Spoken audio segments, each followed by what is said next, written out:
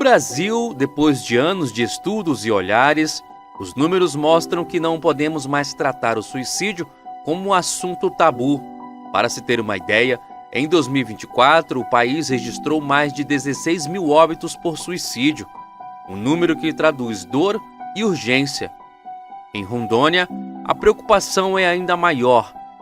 De acordo com o Mapa de Segurança Pública, o estado teve alta nos registros nos 2 últimos anos, um alerta para as políticas de prevenção locais. O comportamento suicida costuma ser o desfecho de um processo longo de ideação, tentativa e, em tragédias, a consumação.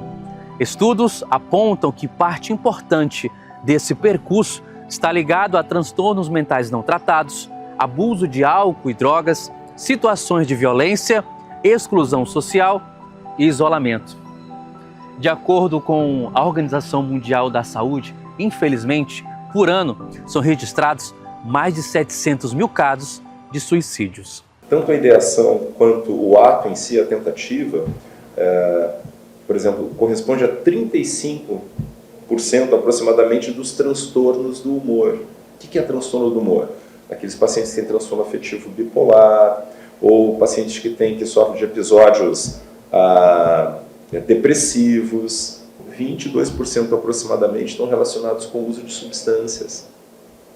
Álcool principalmente, mas álcool e outras drogas. Aí aproximadamente 6% transtornos ansiosos, transtornos somatoformes, 1% de transtornos orgânicos, e aí vai. Então, assim, os quadros psiquiátricos, eles já apresentam estatisticamente, epidemiologicamente, um risco para tal. Vamos entender que pessoas que sofrem desses transtornos, do ponto de vista psicológico, podem ser mais ambivalentes em relação às questões na vida. Né? Ambivalentes no sentido de, olha, viver é bom ou não? Eu dou conta ou não?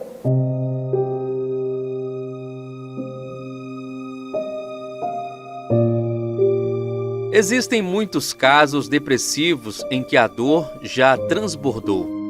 Cada história tem um começo, como uma perda, uma humilhação repetida, a angústia que cresce sem escuta, entre diversas situações recorrentes. Quando um jovem deixa de frequentar a escola, um trabalhador passa a faltar sem explicar, ou uma pessoa de mais idade se afasta de amigos e da família, pode significar sinais de alerta. Agora a pergunta é: quem vai ouvir? Quem vai acolher? E por que ouvir pode mudar o curso da história de alguém?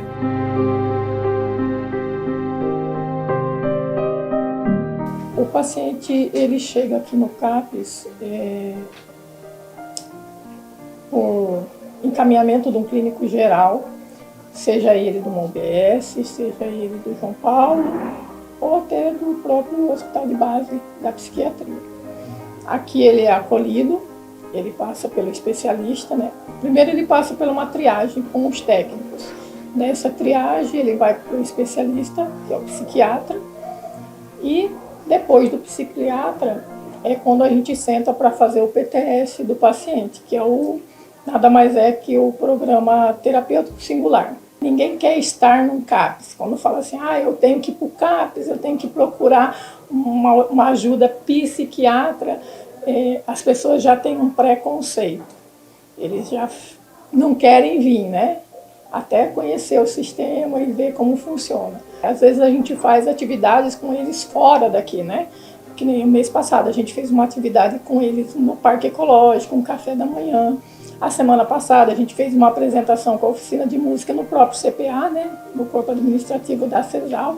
Mas você ainda vê no semblante das pessoas, nossa, são pacientes do CAPS, estão fazendo tratamento psiquiátrico, são doidos, né? São loucos. E na verdade a gente vê que a grande maioria do público que está sentado do lado de lá são pessoas iguais ao daqui, que também fazem tratamento, que também tomam medicação, mas tomam medicação escondido, né, não quer passar para a sociedade.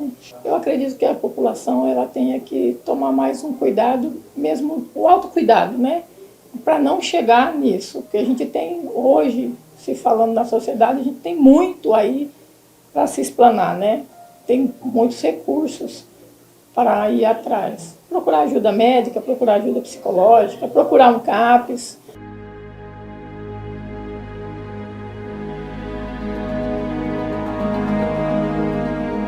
Sinais de alerta que não podem ser ignorados por alguém em situação vulnerável.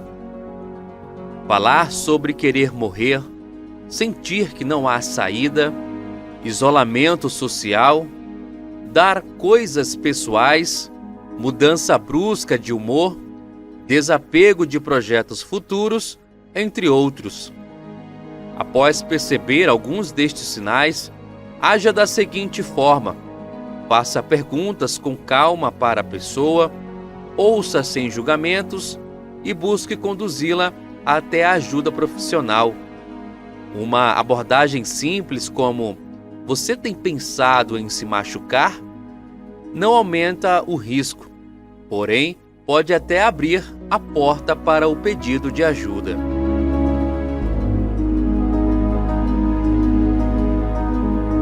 Cada um de nós tem um estilo de como transita pelo sofrimento. Então eu estou falando de traços de personalidade. Tem pessoas que são mais ou menos resilientes, outras são mais ou menos introvertidas, outras partilham mais do que outras, etc. Fruto disso, a gente vai ter alguns desdobramentos. Lidar com isso passa pela busca de autoconhecimento. Porque muitas das pessoas não sabem nem direito o que está acontecendo consigo. E tem muita dificuldade em estabelecer uma ponte entre o que está acontecendo no momento atual e aquilo que se refere ao trajeto de crescimento pessoal. Eventos significativos, alguns traumas, algumas situações significativas que vão pontuando e norteando e torneando a formação da personalidade. E às vezes para algumas pessoas aqueles são pontos de fragilidade que na vida adulta o indivíduo vai se deparar. Então o que a pessoa precisa? De uma abordagem profissional. O importante é, de alguma maneira, a pessoa buscar uma forma de estar lidando com aquilo. Comunicar, falar, pedir, dizer, se posicionar em relação a isso, já que tem a percepção de que algo não está bem. Em Porto Velho, escolas, unidades de saúde e organizações da sociedade civil intensificam campanhas de prevenção no Setembro Amarelo. Projetos que levam informação, capacitam professores e promovem rodas de conversas já mostram impacto. Mais encaminhamentos para atenção psicológica e maior procura pelo CAPS e pelo SUS. Mas sempre é preciso falar mais sobre este tema. Perdi o filho para o silêncio, disse uma mãe. Histórias como essa reforçam que o luto tem rosto e que a prevenção começa antes do último episódio. A escuta, o acolhimento e o tratamento podem romper essa cadeia. A questão que envolve o suicídio é que é uma causa evitável de morte. São problemas tratáveis. Então o que a gente precisa ter é favorecer, através mesmo desse tipo de discussão, de ideias, favorecer assim, o pensamento de que tem saída, sim. De que tem saída, tem como melhorar muitas coisas. E quando as coisas externamente não têm como serem solucionadas, internamente existe a possibilidade de a gente experimentar novas perspectivas. Lembre-se, falar é a melhor solução. E quando a família participa do cuidado, as chances de recuperação aumentam. O Setembro Amarelo é um chamado para que todos façamos parte desta rede de acolhimento.